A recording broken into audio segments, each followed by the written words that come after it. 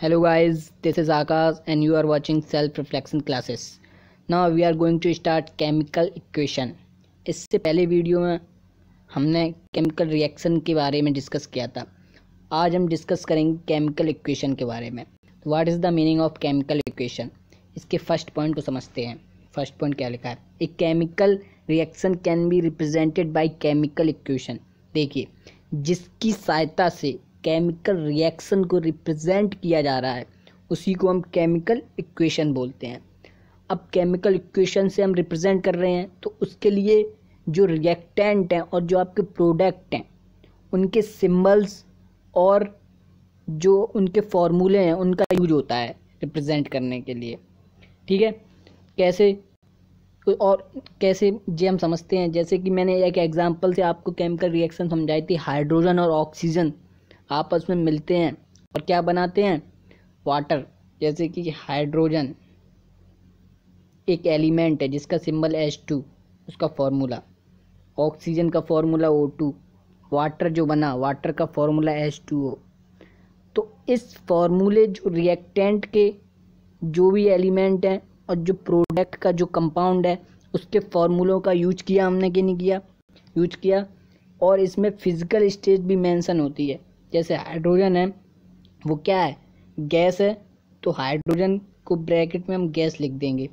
Oxygen क्या है, gas. And water क्या है, लिक्विड. तो इसकी फिजिकल जो भी फिजिकल स्टेट होती है वो मेंशन करना भी केमिकल इक्वेशन में ज़रूरी है. तो इसको हम क्या बोल रहे हैं, इस रिएक्शन जो है उस रिएक्शन को हमने केमिकल इक्वेशन से रिप्रेजेंट कर दिया.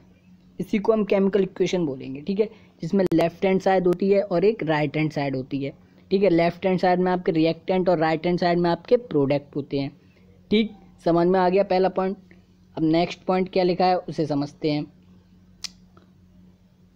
The necessary condition such as temperature, pressure, any catalyst should be written on arrow between reactant and product.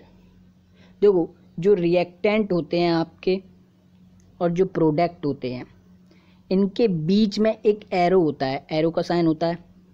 इस एरो पर आप किसी भी केमिकल रिएक्शन के टेम्परेचर को शो कर सकते हैं. मान लीजिए 20 डिग्री सेल्सियस, तो इसे हम इधर शो कर सकते हैं. ठीक है, और या कोई प्रेशर हो, प्रेशर को भी हम शो कर सकते हैं.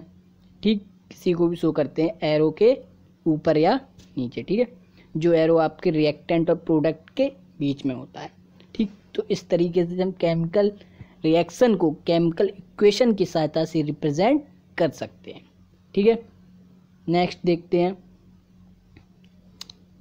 इसमें आपका मैग्नीशियम रिबन वाला एग्जांपल है. ठीक, जो मैं ऑलरेडी आपको समझा चुका हूँ. नेक्स्ट क्या है, balancing chemical equation. Balancing chemical equation सबसे इम्पॉर्टेंट चीज़. केमिकल इक्वेशन को हमने रिप्रेजेंट करना सीख लिया. अब जो केमिकल इक्वेशन है उसको बैलेंस करना भी ज़रूरी होता है. अब केमिकल इक्वेशन को बैलेंस कैसे किया जा सकता है उसे समझते हैं, और बैलेंस करना क्यों ज़रूरी है. ठीक है, उसे ही समझेंगे अब हम. नेक्स्ट देखिए, जो आपका फर्स्ट पॉइंट लिखा है, इस फर्स्ट पॉइंट में क्या लिखा है आपका, law of conservation of mass. सबसे इम्पॉर्टेंट पॉइंट, बैलेंस करना इसलिए ज़रूरी है किस, लॉ ऑफ कंजर्वेशन मास के कारण. तो उसके बैलेंस करने की वजह law of conservation of mass है. ठीक है, ये है क्या, देखिए क्या लिखा है. Matter can neither be created nor destroyed in a chemical reaction. कोई भी मैटर होता है किसी केमिकल रिएक्शन में तो उस मैटर को ना तो क्रिएट किया जा सकता है और ना ही उसे डेस्ट्रॉय किया जा सकता है. इसी लॉ को क्या बोलते हैं, कंजर्वेशन ऑफ मास. देखो, कोई भी केमिकल रिएक्शन हुई आपकी, जैसे कि आप देखिए हाइड्रोजन और ऑक्सीजन से वाटर बनाया था. तो जो हाइड्रोजन और वाटर है और जो आपने बनाया है, जैसे कि आपने बनाया है वाटर, तो जो वाटर बना है वो वाटर आपने क्रिएट नहीं किया है, उसकी सिर्फ फॉर्म चेंज हो गई है. हाइड्रोजन और ऑक्सीजन किस फॉर्म में बदल गया है, वाटर के फॉर्म में बदल गया है. ठीक है, तो हमने इसे क्रिएट नहीं किया है. ठीक है, तो हाइड्रोजन और वाटर जो मतलब वाटर बना हुआ है हाइड्रोजन ऑक्सीजन की वजह से, तो सिर्फ उसकी फॉर्म चेंज हुई है और कुछ नहीं. आपने सुना होगा कंजर्वेशन ऑफ एनर्जी वाली लॉ, सुनी है, law of conservation of energy. Energy को ना तो क्रिएट किया जा सकता है, ना ही उसे डिस्ट्रॉय किया जाता है, उसकी फॉर्म को चेंज किया जा सकता है एक फॉर्म से दूसरी फॉर्म में। जैसे अगर मैं बात करूं, पानी से आप बर्फ़ बना रहे हैं, तो पानी से आपने बर्फ़ बनाई, क्या बर्फ़ क्या क्रिएट किया आपने? नहीं, आपने पानी की से बर्फ़ बनाई, उससे उसकी फॉर्म चेंज कर दी पानी की, अब वो पानी है वो बर्फ़ की फॉर्म में रहा। ठीक है, ऐसी है जी, मतलब किसी चीज़ को ना तो बनाया जा सकता है, ना ही उसे ख़त्म किया जा सकता है। तो एनर्जी भी ऐसी होती है, जैसे कि आप एनर्जी को काम में यूज कर लेते हो। ठीक है, एनर्जी जैसे कोई भी एनर्जी होती है वो अपनी फॉर्म चेंज करती रहती है। ठीक है, उसे ना बनाते हैं ना हम ख़त्म कर सकते हैं। इसी तरीके से मैटर है किसी भी केमिकल रिएक्शन का। तो किसी केमिकल रिएक्शन का जब मैटर का जो मास होता है तो सेम होना चाहिए, जैसे रिएक्टेंट है आपका और एक प्रोडक्ट है। ठीक है, तो रिएक्टेंट में कुछ एलिमेंट्स या कंपाउंड होंगे और प्रोडक्ट में जो बनेंगे वो कुछ एलिमेंट्स या कंपाउंड होंगे। तो इसका मतलब क्या है? इसलिए हम ये कह सकते हैं, जैसे कि मैं एक रिएक्शन लिखूं, रिएक्टेंट में जितने एलिमेंट्स होंगे और उसकी फॉर्म जितने प्रोडक्ट में चेंज हो रही है, तो जितने एलिमेंट रिएक्टेंट में हैं उतने ही एलिमेंट कितने कहाँ होने चाहिए? प्रोडक्ट में। तो नंबर ऑफ एलिमेंट प्रोडक्ट और रिएक्टेंट के सेम होने चाहिए। ठीक है, सेकंड पॉइंट देखिए, यही लिखा हुआ है आपका, समझिए।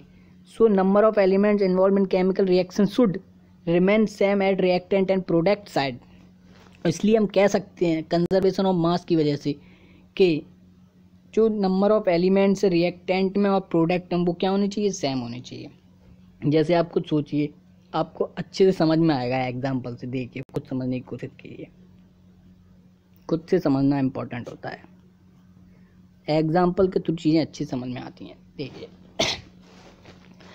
अब आप एक बात बताइए, जब मैटर को डिस्ट्रॉय हुआ ही नहीं, मैटर जब मैंने एक मैटर से दूसरा मैटर बनाया है, उसकी फॉर्म चेंज हुई है, कुछ भी डिस्ट्रॉय नहीं हुआ, तो दोनों का जो मास है, इधर मास और इधर मास, दोनों सेम होने चाहिए ना, मास सेम होने चाहिए। अब देखिए, हाइड्रोजन 2 हैं इधर, एलिमेंट मतलब एटम हाइड्रोजन के 2 हैं, और इधर एटम कितने हैं?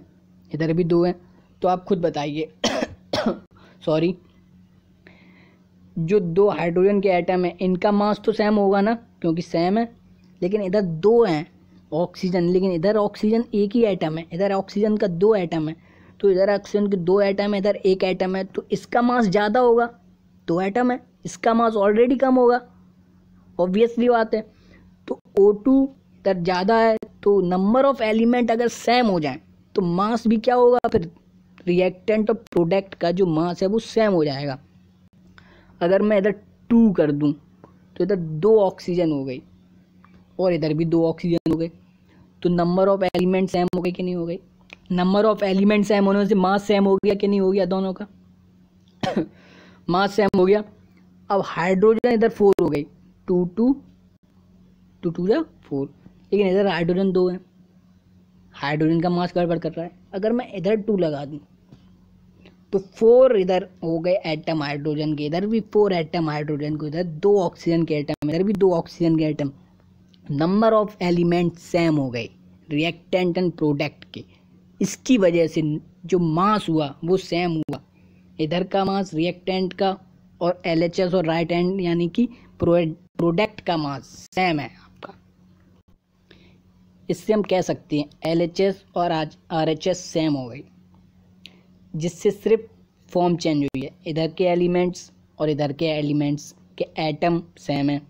तो सेम एटम होने की वजह से कुछ चीज़ डिस्ट्रॉय नहीं हुई है, इसका मतलब सिर्फ फॉर्म चेंज हुई है। ठीक है, अंडरस्टैंड? आई होप आपको समझ में आया होगा, मैंने पूरी कोशिश की है आपको समझाने की। तो ये बहुत इंपॉर्टेंट था, ठीक, क्वेश्चन पूछ लिया जाता है। ठीक है, अब हम देखते हैं नेक्स्ट क्या है। नेक्स्ट है आपका way of representing a chemical reaction. अच्छा, उसका एग्जांपल दिया आपका, जो मैंने आपको अभी समझाया केमिकल इक्वेशन से रिप्रेजेंट करना, उसमें मैंने आपको हाइड्रोजन ऑक्सीजन का एग्जांपल दिया था। इसमें आपका एग्जांपल दिया गया है जिंक सल्फ्यूरिक एसिड। देखिए, जिंक और सल्फ्यूरिक एसिड था, इसमें जो एग्जाम्पल है जिंक और सल्फ्यूरिक एसिड को आपस में मिलाया तो आपका बना जिंक सल्फेट ऑन हाइड्रोजन। अब इसको रिप्रेजेंट देखिए इधर किया गया है केमिकल इक्वेशन में, ये केमिकल रिएक्शन है तो उसे रिप्रेजेंट कर दिया मैंने। उसके एलिमेंट्स के जो फार्मूले हैं उन फार्मूलों को लिख दिया। तो लिखने के बाद रिएक्टेंट LHS और RHS प्रोडक्ट तो उसी को समझाया गया है। ठीक है, आप इधर से भी समझ सकते हैं। हाइड्रोजन ऑक्सीजन का एग्जांपल लेके इसलिए चल रहा हूँ क्योंकि वो शुरू से हमने समझा हुआ है और वो सिंपल भी है, इससे चीज़ें आसानी से समझ में आ जाती हैं। ठीक है, ठीक। अब नेक्स्ट हम देखेंगे जो केमिकल इक्वेशन है उसको बैलेंस कैसे किया जाता है। देखो, बैलेंस के अलग अलग तरीके होते हैं। मेरा अपना मानना है कि आप ज़्यादा से ज़्यादा प्रैक्टिस करें और चीज़ों को अपने माइंड से सॉल्व करें। दिमाग से सॉल्व जल्दी होती हैं चीज़ें। किसी भी केमिकल इक्वेशन ले लीजिए, उसको आप देखो माइंड से कैसे सॉल्व करते हैं। एक एग्जांपल ले लीजिए आप, वही हाइड्रोजन ले लिया और मैंने ले लिया आपका ऑक्सीजन और आपका ले लिया H2O। ठीक है, तो देखिए इधर सबसे पहले हम देखेंगे जो जो एलिमेंट्स है उसके नंबर ऑफ एटम कितने हैं। सबसे पहले रिएक्टेंट में देखेंगे नंबर ऑफ एटम कितने हैं। हाइड्रोजन के रिएक्टेंट में 2 नंबर ऑफ एटम है। प्रोडक्ट में भी एटम कितने हैं, 2, तो सेम है। चलो हाइड्रोजन से हमें कोई दिक्कत नहीं है। अब ऑक्सीजन को देखते हैं। ऑक्सीजन के एटम 2 हैं रिएक्टेंट की साइड LHS और RHS में 1 है, तो ऑक्सीजन के सेम नहीं है। तो सेम बनाने के लिए 2 हैं तो 2 होने चाहिए। अगर मैं इधर 2 लगा दूं, रफली करेंगे ये काम कैसा करेंगे हम, रफली, क्योंकि रफली करने से जो भी चीज़ें अगर गलत होती हैं तो हम देख सकते हैं। ठीक है, 2-3 बार में आ जाएगा आपको। ठीक है, नहीं आएगा तो दोबारा करेंगे। 2 हो गई, 2 ऑक्सीजन हो गई, लेकिन एटम हाइड्रोजन के बदल गए 2। तो अगर 2 हाइड्रोजन 4 एटम हो गए हैं इधर प्रोडक्ट में, इधर 2 हैं आपके रिएक्टेंट में, तो इधर अगर आप 2 इधर इन्वॉल्व कर दो तो 2 2 जा 4, तो 4 आपके हाइड्रोजन के हो गए, 4 आपके इसके हो गए। ठीक है, हम ऐसे लगा सकते हैं अपने मन से आगे पीछे। ठीक, अगर ये हो रही है सेटिस्फाई तो अब कुछ करने की ज़रूरत नहीं है, हमें माइंड लगा लिया हमने। अगर फिर नहीं होती तो फिर कुछ ना कुछ करते, फिर रफली हम कुछ करते। ठीक है, रिप्रेजेंट हो गई ये आपकी केमिकल इक्वेशन, बैलेंसिंग हो गई है, बैलेंस हो गई। ठीक, एक एग्जांपल और लीजिए, ऐसी दिमाग लगाइए। एक एग्जांपल लेते हैं अपन, चलिए उसका ले लेते हैं रस्टिंग ऑफ आयरन का। देखिए एक आयरन है हमारे पास, Fe आयरन का फॉर्मूला होता है। ठीक, उसको हमने वाटर में, सबसे पहले जो रिएक्शन है उस रिएक्शन में जो चीज़ रिप्रेजेंट हो रही हैं जो फार्मूले से, उन फार्मूलों को हम पहले लिख लेंगे। बैलेंस नहीं करेंगे, बैलेंस बाद में करेंगे। हमारे पास, हम क्या जानते हैं, जो आयरन होता है वो वाटर से इन्वॉल्व होकर क्या बनाता है, रस्टिंग ऑफ आयरन। तो वाटर यानी कि वाटर का फॉर्मूला क्या होता है, H2O। उस फॉर्मूले को लिख लिया मैंने। ठीक है, अंडरस्टैंड। फिर देन एरो लगाया। फिर उसके बाद जो बनता है, जो रस्टिंग ऑफ आयरन, उसका फॉर्मूला क्या होता है, Fe3O4। ये रस्टिंग ऑफ आयरन का फॉर्मूला है, बन गया। ठीक, फिर उसके बाद इसकी रिएक्शन जो बचता है वो हाइड्रोजन, क्या बचता है, हाइड्रोजन। तो ये उसकी रिएक्शन है।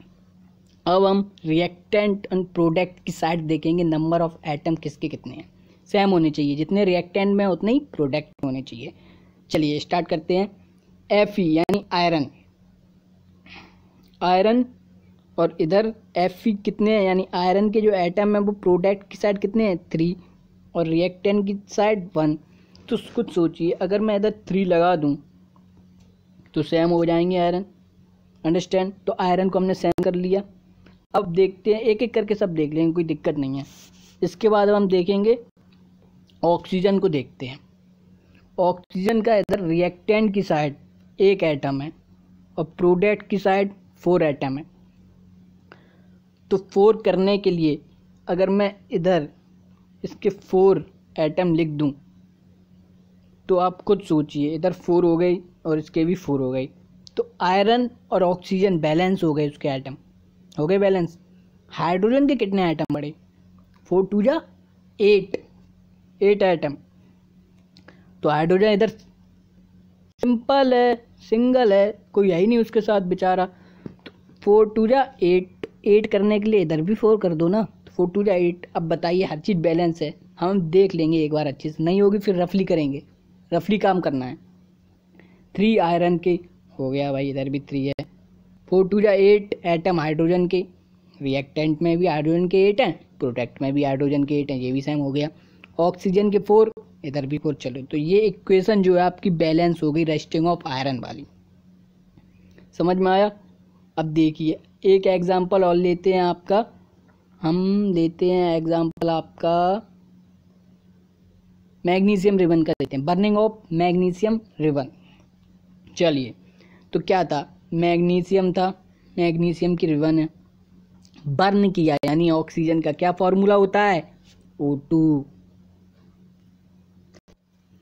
O2। प्रोडक्ट में क्या बना, मैग्नीशियम ऑक्साइड बनता है प्रोडक्ट में। तो जो मैग्नीशियम ऑक्साइड जिसकी एक परत सी बन जाती है, देखिए Mg और O2, ठीक है। अब देखिए Mg सेम है, Mg सेम है, कोई दिक्कत नहीं है। O2 रिएक्टेंट की साइड 2 एटम है, प्रोडक्ट में एक ही एटम है। अब आप खुद सोचिए, जब एक ही ऑक्सीजन है प्रोडक्ट में, तुम क्या कर सकते हैं इसके साथ, ऑलरेडी आगे ही लगा सकते हैं 2, लगा दीजिए MgO के आगे, तो 2 हो गए एटम, सेम हो गया। लेकिन Mg के 2 इधर है, इधर कितना है, एक ही है, तो इधर 2 लगा दीजिए, हो गई बैलेंस। ऐसे दिमाग से करेंगे तो आपको जल्दी सॉल्व होगी इक्वेशन। इसकी प्रैक्टिस करिए बार बार। NCERT जो बुक है उसमें काफ़ी एग्जाम्पल दिए हैं, तो उन्हें बार बार सॉल्व कीजिए, ठीक है, अपने से सॉल्व कीजिए।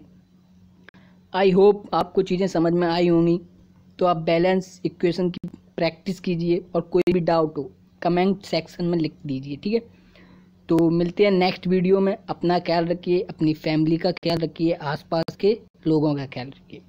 चलिए फिर मिलते हैं नेक्स्ट वीडियो में।